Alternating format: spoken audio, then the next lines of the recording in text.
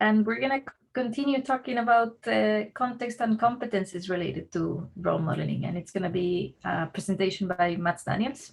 Mats is a professor in computing education research, and he's responsible for this research program and research education at Uppsala University. He's the leader of the UpCERG research group that I mentioned before. And his research interests include a variety of aspects related to understanding and developing educational settings that are intended to promote development of professional competencies in higher computing and engineering education. And this includes assessment issues and also approaches to transfer findings and concepts between different discipline-based education research areas. So very welcome, Mats. Thank you for being here. And the floor is yours. Oh, thank you, Virginia. And well, I'll share my screen. So see where I got that.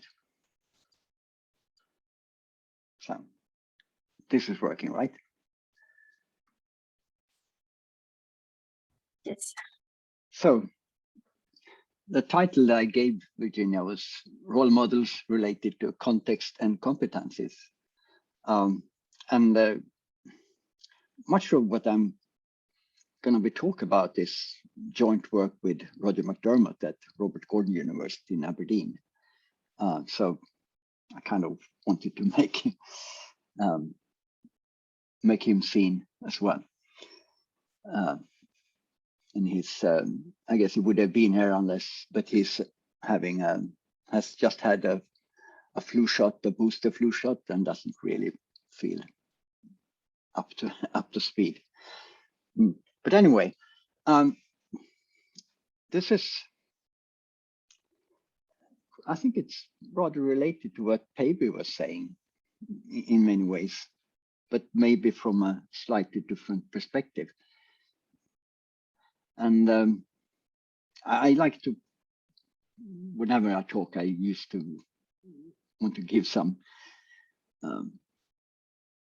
point to my thesis, because that was very much about competencies, and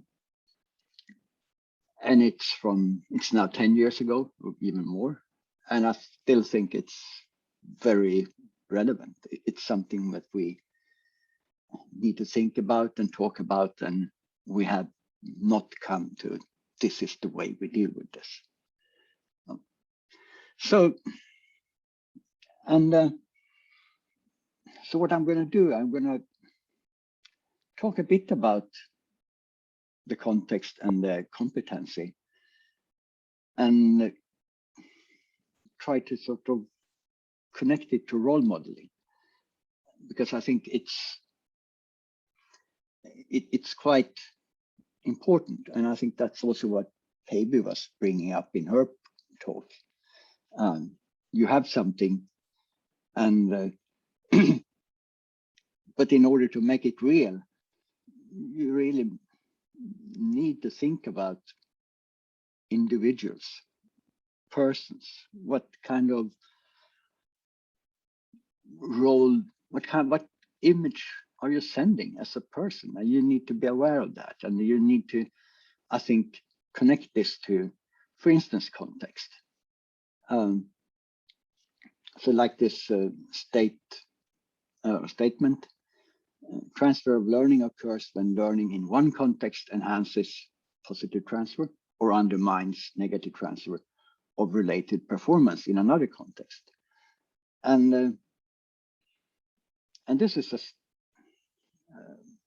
from a slide in a different presentation where we really talked a lot more about context. But I think it's quite important here. I mean,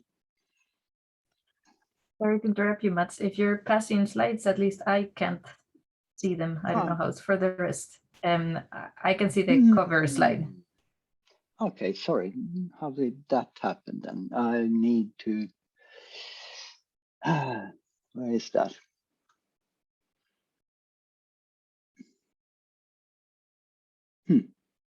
I actually see your mouse cursor sort of frozen. So that's interesting. Yeah, no, shit.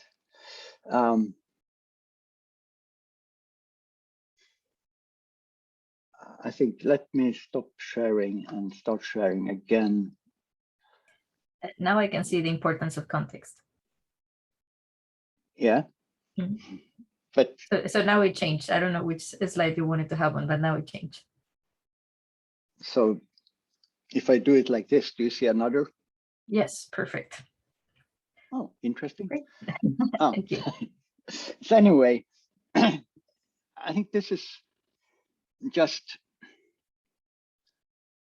something one should think about when you are talking about being a role model.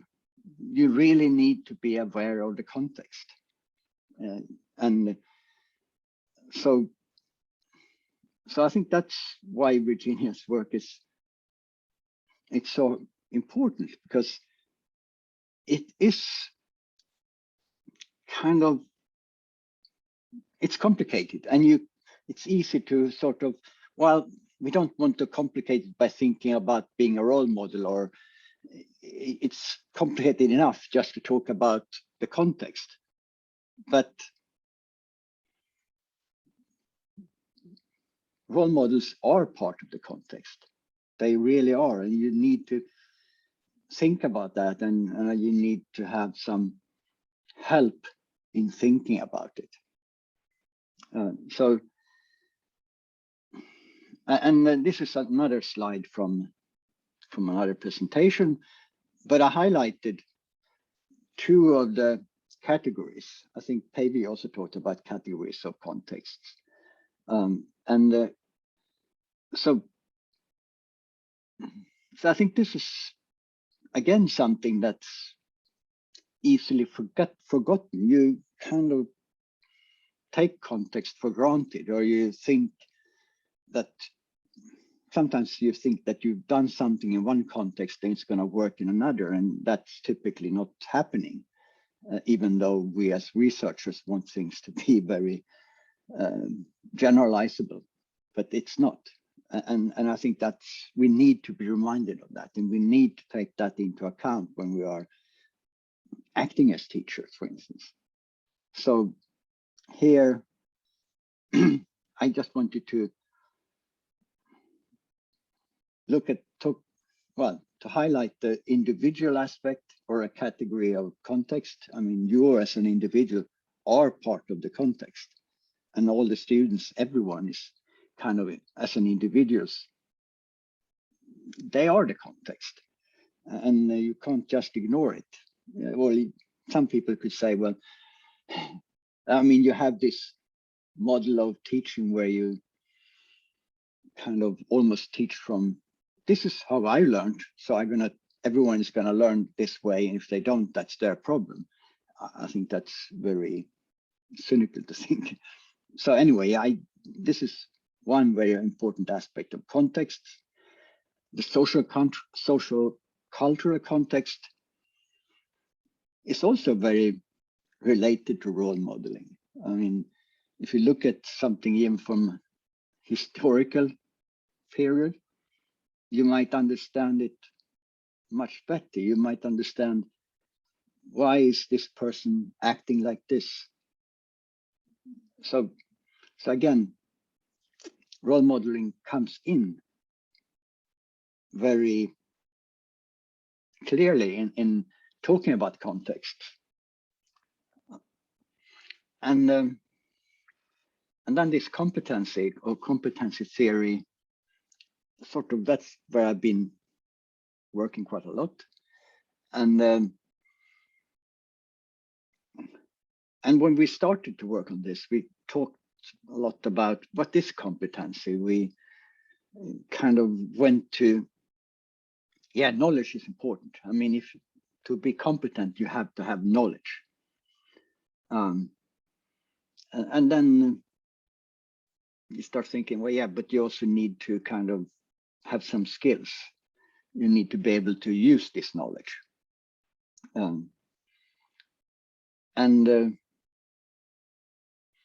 But it's not enough. That's sort of where we started to look at dispositions or attitudes, and this is another kind of difficult concept to put a finger on or to understand or convey that this is important. And I think this is also very much connected to role models. And role models in a way also as kind of helping to understand how to behave when you are a teacher, for instance. But if you talk about competence again, bring it back, it's this is an important aspect. And I think when you look at Virginia's model, this is something that's very much a part of what is, that could be captured in this role model. And I think it's important in a way. I think Pavio said something about maybe even screening those that goes into teacher training.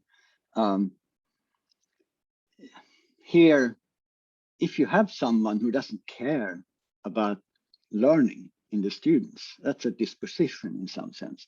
You really don't want teachers like that. And of course, that's more like, but the point here is that you can work on them. You can, but also with this picture and this work that we did in a working group in 2018 in the ETICSE conference, this COLIF framework, we also realized that you need to put this in a context. If you don't do that, then this becomes a little bit too abstract. So again, we've been working on this. This is something that really could help you design your education from even like a lecture or a course or a degree program. These are things that you really need to think about. And also, I think it's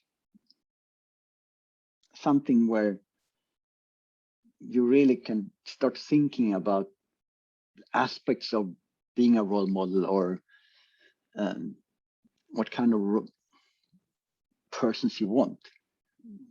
This is helpful, but you also need a model of what does it mean to model something. And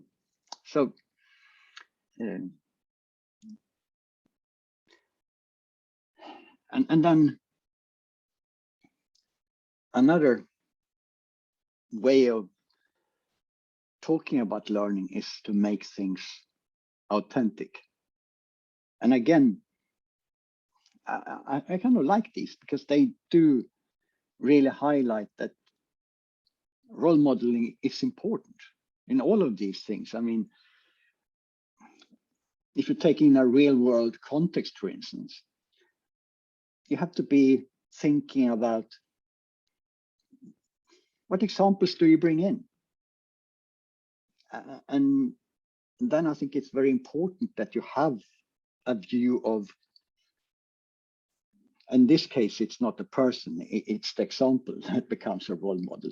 But again, I think that the tools that's provided by thinking about role modeling helps here. Personal, meaningful, yeah, well, again, how do you make that? How do you make a choice? How do you try to address this? How do you, if you don't have an idea of, for instance, your students, or how you can provide a role model that makes it personally meaningful. Thinking modes of the discipline. Well, yeah, that's clearly again about how do you portray someone being in the discipline.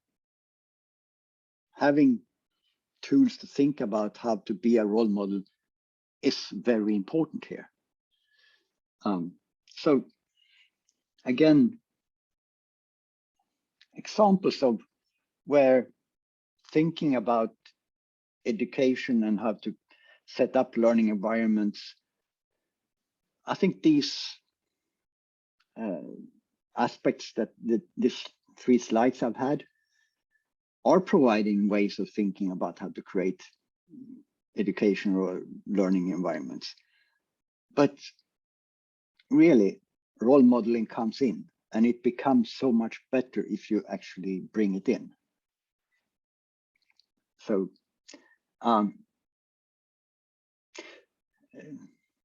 Mats, yeah, I think I'm running out of time, right? Yeah. Yeah, I think that's I think we can stop here, because that's I was just going to give an example of where I think role modeling comes in again, but that's I think I said what I wanted. And Think about it's good role that we can have material for the discussion afterwards, so then it's perfect. Thank you so much, Mats.